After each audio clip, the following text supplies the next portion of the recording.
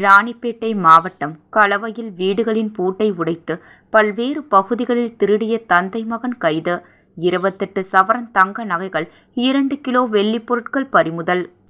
ராணிப்பேட்டை மாவட்டம் கலவையில் காவல் ஆய்வாளர் கவிதா தலைமையிலான காவல்துறையினர் வேம்பி பகுதி அருகே ரோந்து பணியில் ஈடுபட்டிருந்த பொழுது அவ்வழியாக சந்தேகிக்கும் விதமாக வந்த இருவரை பிடித்து விசாரணை செய்த போது முன்னுக்கு பின்னாக பதிலளித்துள்ளனர். இதனைத் தொடர்ந்து இருவரையும் காவல் நிலையம் அழைத்து சென்று தீவிர விசாரணை மேற்கொண்ட போது 2 நபர்களும் ராணிப்பேட்டை பகுதியைச் சேர்ந்த இருளர் இனத்தை சார்ந்த தந்தை மகனான ஏழுமலை மற்றும் சக்திவேல் என்பது தெரியவந்தது.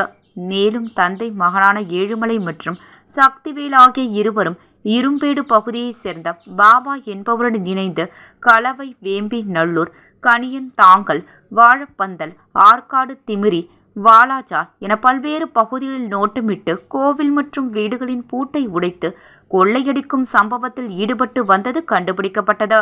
இதனைத் தொடர்ந்து கலவை காவல்துறையினர் ஏழுமலை மற்றும் சக்திவேல் ஆகிய இருவரின் மீது வழக்கு பதிவு செய்து கைது செய்தனர்.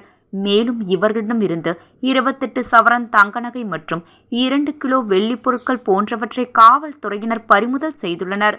பின்னர் 2 நபர்களையும் நீதிபதியின் முன்பு ஆஜர்படுத்தி பின்னர் வேலூர் மத்திய சிறையில் அடைத்துள்ளனர். மேலும் பாபா என்ற குற்றவாளியை காவல்துறையினர் தேடி வருகின்றனர்.